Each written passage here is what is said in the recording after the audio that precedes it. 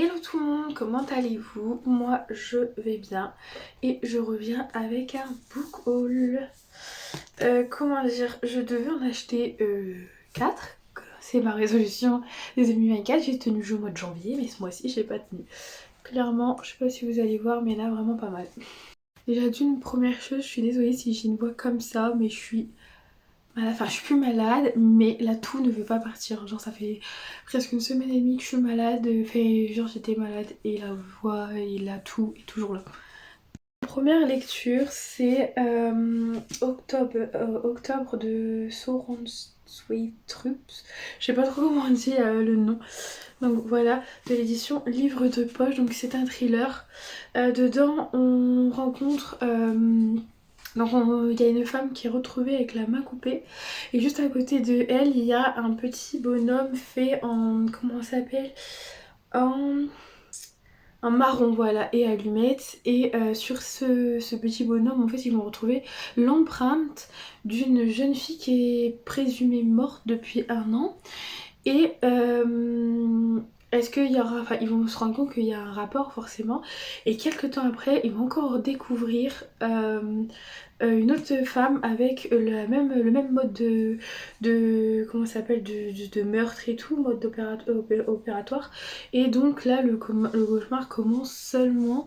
Donc voilà, et ça va être Nia Tulin et Marc Yes qui vont enquêter dessus. Donc voilà, un beau petit thriller qui fait environ, pour les intéressés, plus de 700 pages. Ouais, plus de 700 pages, mais il est trop beau quand même. Donc ensuite j'ai pris la dernière vague de Marie Ballot de l'édition J'ai lu. Il est trop beau comme bouquin je trouve. Donc dessus on parle de Gérard qui en fait s'est fait clairement genre jeter par, comment elle s'appelle, Christina. Et sauf qu'entre deux, bah, lui, il a fait sa vie, etc. Il est devenu, comment ça s'appelle, le maître d'un domaine. Il a fait fortune au Canada et tout. Et un jour, elle est devenue veuve et elle est revenue genre vers lui. Sauf que lui, bah, il va vouloir se venger. Donc voilà. Mais est-ce qu'il va se venger comme il faut? On verra bien. Ensuite, j'ai acheté, elle s'appelle Sarah. D'ailleurs, je crois qu'il y a un marque-page. Je viens de voir, vu que moi je savais, j'achète d'occasion. Il y a un petit marque-page dedans. Donc voilà.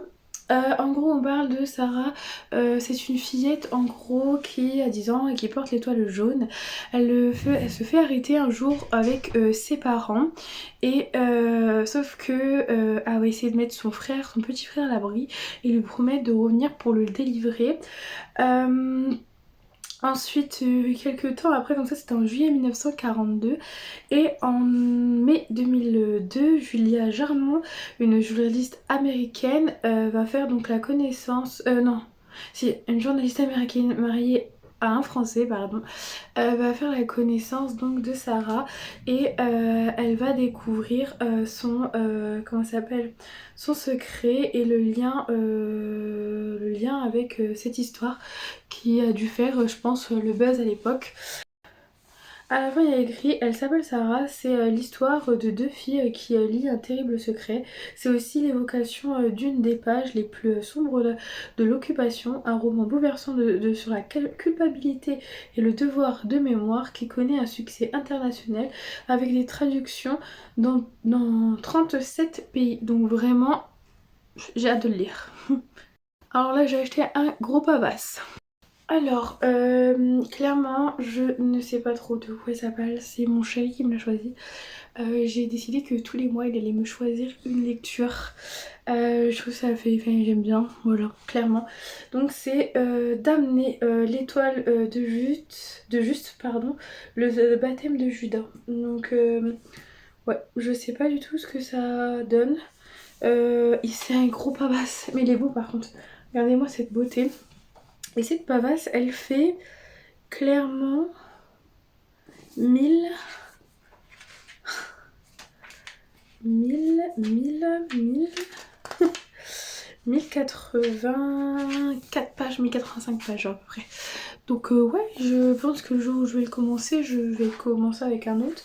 Et quand même, c'est pas mal petit dedans, donc voilà. Mais j'espère qu'il est bien, hein. Franchement il m'a l'air... Enfin, esthétiquement j'aime beaucoup la couverture, donc voilà. Mais je vous en parlerai plus quand je l'aurai lu. Lecture. Pour cette lecture j'avais... En fait j'ai surtout choisi par rapport à la couverture. Regardez-moi cette beauté de couverture, je sais pas ce que vous en pensez, dites-le moi en commentaire, mais moi j'adore. C'est au nom de ma mère. Jusqu'où une mère peut-elle aller pour sauver ses enfants? Je vais vous lire le résumé, ça ira plus vite. Étudiante à Seattle, Felicity reçoit un appel, Martha, sa mère, a disparu. Felicity la retrouve à Rome où Martin s'est enfui avec des archives familiales. Martha a en effet découvert une longue lettre écrite par sa propre mère, Déborah, fille d'une diva qui connut son heure de gloire au début du Troisième Reich, parce que c'est en Allemagne. Une lettre qui va plonger Felicity dans une quête douloureuse, alternant passé et présent. Ce roman mêle amour et trahison, colère et culpabilité, péché et expiation autour d'un secret de famille courant sur 4 générations. Donc vraiment j'ai hâte de savoir. Et désolée encore pour ma voix, on dirait que je mue. Et vous voulez savoir, c'est qu'il y aura plusieurs vidéos comme ça parce que jeudi je me fais opérer et que clairement faut que je tourne mes vidéos aujourd'hui. Voilà, on est mardi donc... Autre lecture, et je voulais absolument vous la montrer parce que déjà magnifique, et regardez-moi ça sur le côté. Alors c'est Guillaume Musso, le secret, la vie secrète des écrivains. Donc on parle de Nathan Wells Falès, pardon, qui arrête, qui est romancier en gros, et qui arrête écrivain et qui arrête d'écrire du jour au lendemain. Et il va aller se poser sur une île qui s'appelle Beaumont. Voilà, c'est une île sauvage et sublime, large des côtes de la Méditerranée. Et sauf qu'en fait ces livres ils vont continuer à être lus, tout ça, même si il écrit plus.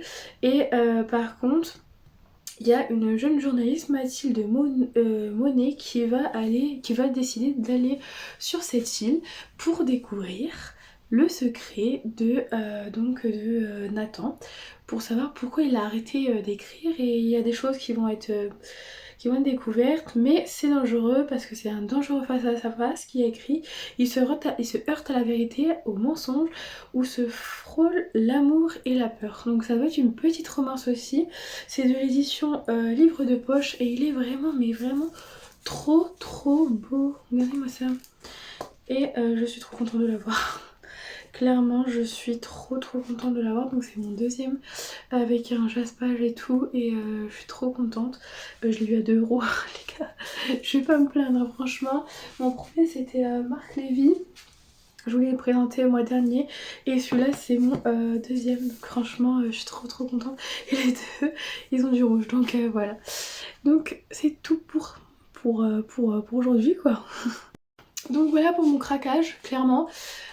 Et vu que je me fais opérer, je me dis c'est une récompense et je sais pas si je pourrais y aller même le mois prochain.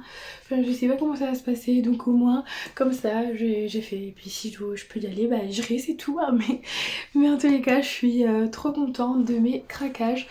Et j'ai plus qu'à ranger tout ça et vous continuer à vous tourner des vidéos. Gros bisous. Ah et n'oubliez pas de vous abonner, de liker la vidéo et d'actionner la petite cloche, et n'hésitez pas à mettre des commentaires, et je vous fais des gros bisous, love à vous.